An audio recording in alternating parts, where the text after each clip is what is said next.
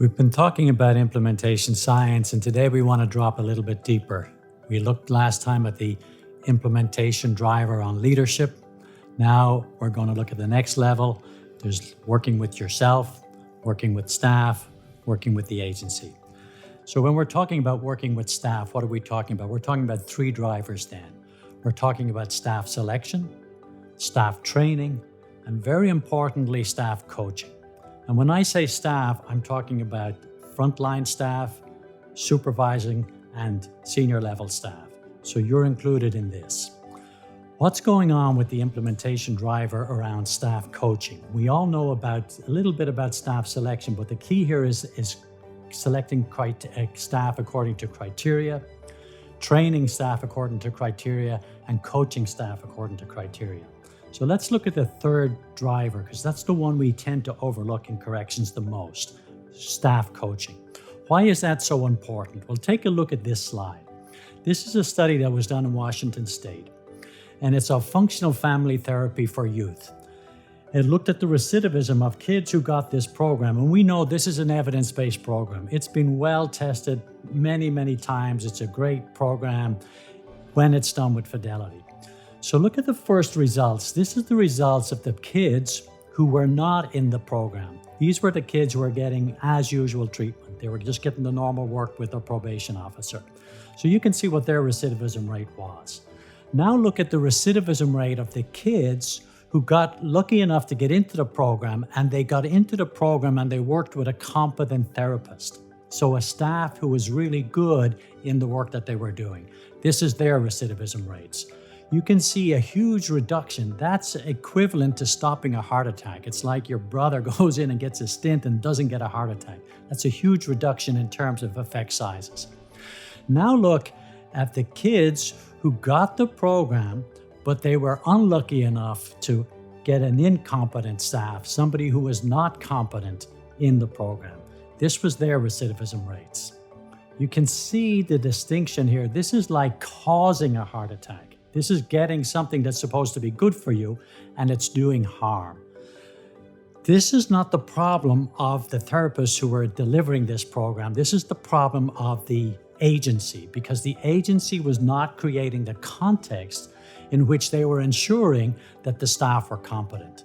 So these three drivers, staff selection, staff training, and staff coaching, are really incredibly important. Ask yourself too, when was the last time you as a leader were coached? When I worked in the Department of Corrections for 10 years, nobody ever watched me working. Nobody came to a meeting that I was running. Nobody watched me in the prisons. How do I know what I was doing if I don't get any feedback? So we need coaching, and we need skilled coaching if we want to improve. We think we're doing okay, but we're really not. Think of a tennis player. A tennis player who doesn't have a coach is not going to get better. Leaders who don't have coaches won't get better. So I want to emphasize this program because this is so critical, this coaching driver. This was an education program. Take a look at this slide. And what they were looking for three outcomes. Do the teachers have the knowledge about the evidence-based practice that they wanted the teachers to use with the kids?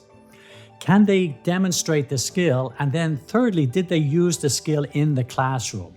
What's the point in going to training and you know about the skill and you can demonstrate it, but you go back to the classroom and you never use it? So they were the three outcomes they were looking at. And if you look at the bottom of the slide, they were looking at different conditions under C, what were the outcomes? The first was they just trained and they talked and they spoke about the theory. That's what most university lectures are about. What were the outcomes there? This is what the outcomes got. You got about 10% of knowledge, a tiny little bit of skill demonstration. So very little. And we can predict with accuracy, just listening to a lecture, listening to somebody speaking, that's the effect that you'll get, very little. What if you add training and then you add demonstration of the skill? Well, you see now you get a little bit more outcomes, but nothing is being used in the classroom. What then if you add practice? You come, we talk about the training, we demonstrate it, and then we get you to practice it in the classroom. Now you're beginning to get some real outcomes, some real knowledge, some real ability to demonstrate the skill, but use in the classroom, Still, they go back after the training, train and pray, they go back to their normal thing and they don't even use it, even though they know about it and they can demonstrate it. What happens if you add coaching after the training? People come and do the training, they hear about it, they see the skill and they practice it, and then they have a coach who goes back with them to the classroom and coaches them in the classroom. This is the outcomes then. Stunning change, stunning increase in skill and competency. Staff selection, staff training, staff coaching. That's what you need for staff competency. The other driver that we're talking about now is the agency competency. We're not talking about staff, we're talking about the agency, the system. We're now going into the third circle, the system level. 3 more drivers for that system level. First is system intervention. Second is facilitative administrative support, FAS, they call it FAS. And the third is decision support data systems. Let me say a little bit about decision support data systems and the FAS, the facilitative administrative support. If you're selecting staff and you don't know if your selection process actually gets the kind of staff that you want, you don't know if your work in selection is effective or not. Same thing with training, same thing with coaching. You need decision support data systems about everything you're doing to see if it's working. So that's very critical, and that's why our administrative staff, people we don't even think about when we're thinking about practice models, are critical. The research unit, people who know how to collect data and know how to use data. The other piece, the other driver is this facilitative administrative support. This is the leader who's able to listen to what's going on in their agency and knows they need to shift things in response.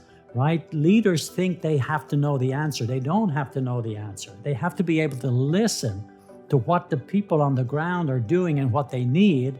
And they have to be very, very responsive to respond to the changing needs. Remember Plan, Do, Study, Act? It's changing, evolving all the time, so you need to be really responsive.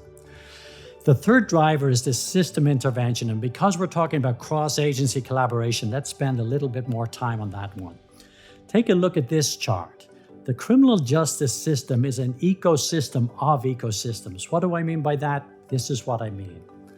Here you've got the community level before crime happens. Then crime happens, and you can see what begins to unfold about this huge criminal justice system. On and on and on and on and on and on it goes. And can you imagine if your son or your daughter is unlucky enough to get caught in this system? They do something wrong and they're caught, they're arrested, now they're on before the court, they're on pre-trial, and they're all the way through this system. It can take years to work through it.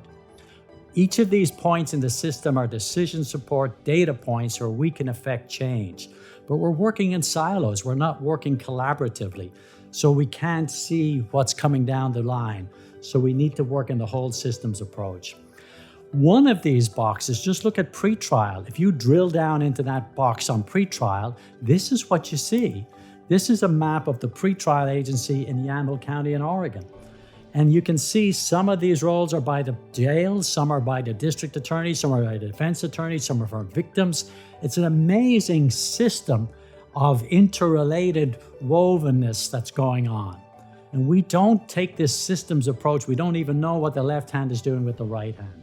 So systems intervention is learning as leaders, I got to talk with the DA. I got to work with the judges. I got to work with the public. I got to work with the clients. I've got to work with the staff. It's kind of the whole thing. Another very important driver is having this systems view. So let me pull it together if I can, these implementation drivers, right? We said there were 8 implementation drivers, so this is just to summarize them for you. At the base of the triangle, we have the leadership driver, but importantly, it's the leadership who knows the difference between technical leadership and adaptive leadership. You need to be able to do both. And remember, the practice model for leaders is different when you're working on the different kinds of challenges. That's the first driver. Then you've got 3 drivers for staff. You've got this staff selection, training, and coaching. Again, all 3 build on each other and they're compensatory. So they build and they help each other, but you really need that coaching one if you want the competency to happen. Next, you've got 3 drivers for agency competency. You've got the systems intervention, the facilitative administrative supports, and the decision support data systems. That's 7 drivers. You can see how they're interwoven and they're working together. The 8th driver is this. You need a fidelity assessment system. You need to be able to track every one of these things. Is this an adaptive leader? Do my leaders know the difference between adaptive change and technical change? And can they switch between them? What about the staff? What about the system? What about the decision support? When you do that, you can get a really good strategy, and then you get the outcomes. Remember, our work is about benefiting people. If the staff are not better off from coming to work in terms of their well-being, there's some problem. If our clients are not better off, and do we measure that? We don't measure that. We see clients on probation. I don't think there's a probation officer in the country who's able to tell you if their client is getting better because of the work that the probation agency is doing. Why? Because we don't track that. We don't measure it. We have no way of really knowing. We're kind of guessing. We think so, feels like it, but we don't really know for sure. These are the things that you need to get outcomes. Outcomes for the community, outcomes for your clients, outcomes for the staff. Think about what's going on in Virginia Department of Corrections. Closely, they are working on all of these implementation drivers, and they're collecting data. Over the years, they've been doing surveys on staff well-being and staff fit, and consistently those surveys are showing increases in staff well-being. They've also been tracking recidivism. They're the lowest of 42 states that are using the same measure of recidivism to track their outcomes. They're at the low 24%. Some states are at 30%, some are at 40%, some are at 50%, some are at 60% reincarceration rates after 3 years. Virginia's been, for the last 5 years, has been right there at the bottom. I think they were second this year, but before that they were first, right at the very bottom. That's the why of implementation science. In our next video, we'll be switching a little bit into this box 1, enabling the context through dialogue.